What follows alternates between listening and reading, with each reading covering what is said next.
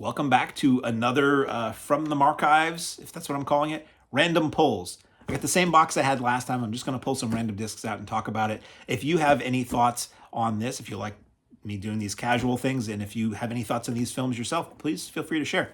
It's all about the memories and the sharing the knowledge and the fun and so forth. So let's see. From this still categorized, I'm going to pull something out. Not that.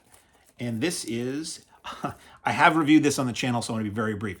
This is William Shatner in William Griffey's Florida psychotic killer film with William Shatner as the titular psychotic killer. This is a great release. The Arrow he came from the swamp, an amazing William Griffey box set, just loaded with Griffey films and tons of bonus content. Not everything Griffey made worked into that Griffey box set. He came from the swamp from Arrow because they'd already been licensed to other companies. One of those other companies was Grindhouse Releasing. Grindhouse does a phenomenal job in anything they touch. This is like a William Griffey masterclass in a box. You think you're buying one movie? There are multiple movies on here.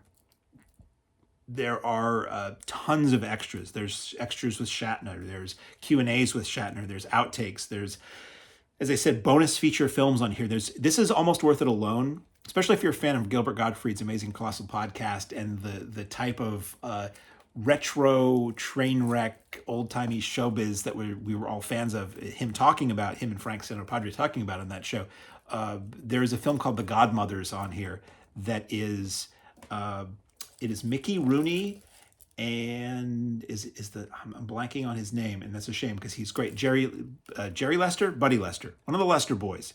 They are together in this film, and it is a sort of a spoof of The Godfather, and it's a comedy, but it's really terrible. And there's multiple instances of the two guys being in drag or in pretending to be geishas with fake teeth, and it's just,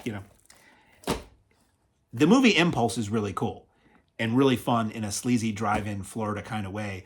And the extras on that, I mean, it is a substantially loaded disc. I pretty highly recommend that. If you like William Griffey, if you like Shatner, if you just like 70s drive-in kind of movies, that's all there. So what's next? 42nd Street Forever.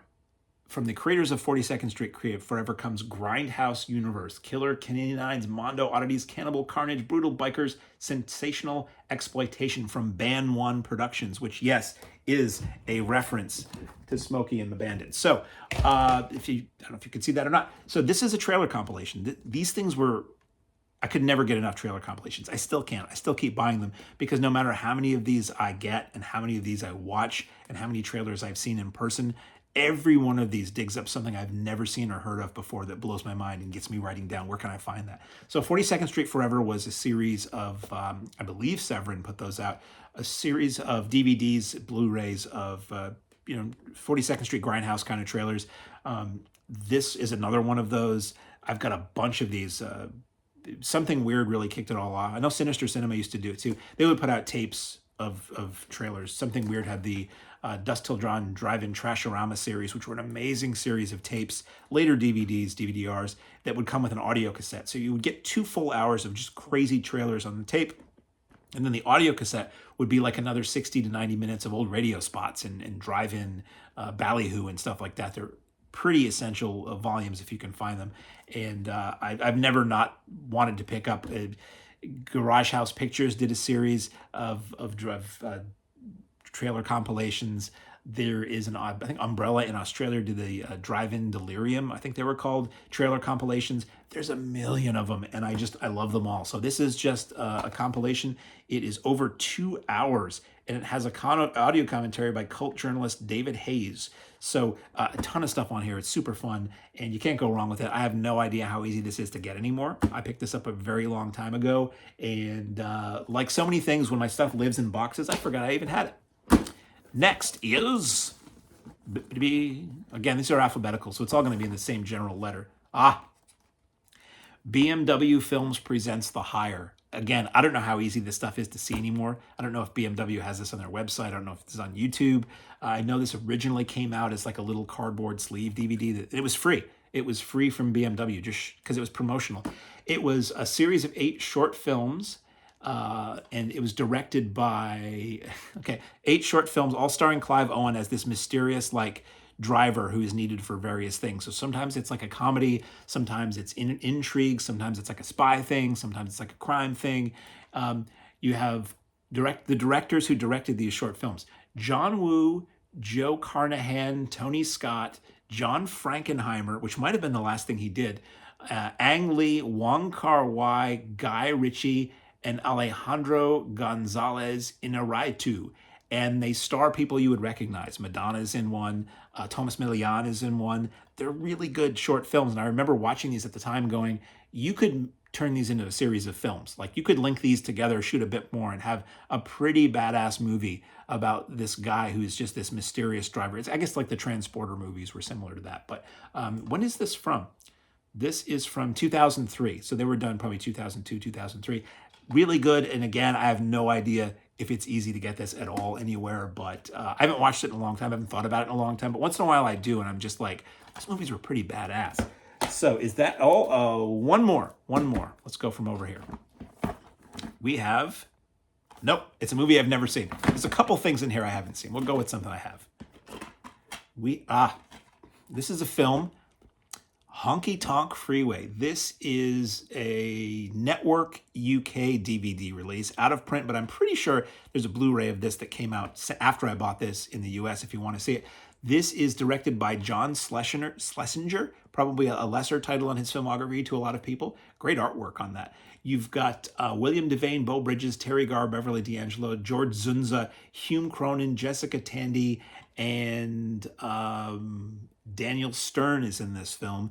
This is from 1981, August of 81. So the same time I was going to see Cannonball Run, this movie was playing somewhere. Not a particularly popular film in the US. I first saw this on cable, and it was played a lot on cable. And it's basically about, what is it about? It's vacation time, and carloads of Americans are making their way to Florida in relentless pursuit of a good time. Along the travelers are an aspiring children's author, a couple of bank robbers, an elderly lady with a drink problem, British disc, so not drinking, but a drink problem, and 2 nuns. They little realize they're about to be caught up in a small-time mayor's madcap scheme to turn his neglected town into a tourist trap. If I recall, he blows up an overpass that bypasses the city, so everybody has to get detoured through this small town, and they just are all ready for that in the small town to try to get all this commerce that they had been missing since the highway was moved.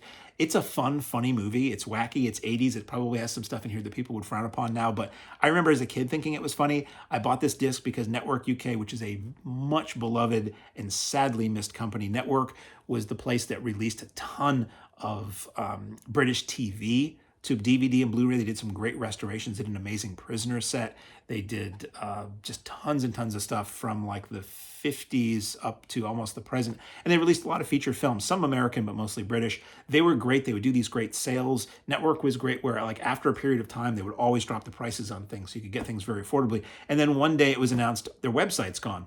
So I think I might have heard that somebody in the UK got rights to the Network stock that was still in existence. So these may be available to buy again, but there was a bunch of stuff from Network that I was always kind of bummed that I never picked up. I was always waiting till I had a little bit more money to pick them up, and now they're gone. So that teaches you the lesson of if you have the money and you're thinking about buying something that's physical media, whether it's a book, it's a CD, it's a record, it's a tape, it's a DVD, or it's a Laserdisc, buy it because it's not always going to be there. So that's it. That's it. Is that enough time? Are we good on time? I will do more of these if you like them. As the youth say, please like, comment, and subscribe. It feels super weird and chilly to say that. If you want to see more of this stuff, maybe I'll throw one of these out a week. I'll record a bunch. I'll throw one of these out a week, and you can sort of find out. Eventually, I'm going to have shelves again, and eventually I'll do it like every other reviewer online does, and I'll just sit in front of my video shelf, and maybe I'll just reach behind me and pull things randomly. Until next time, you're you and I'm me, and thanks for watching.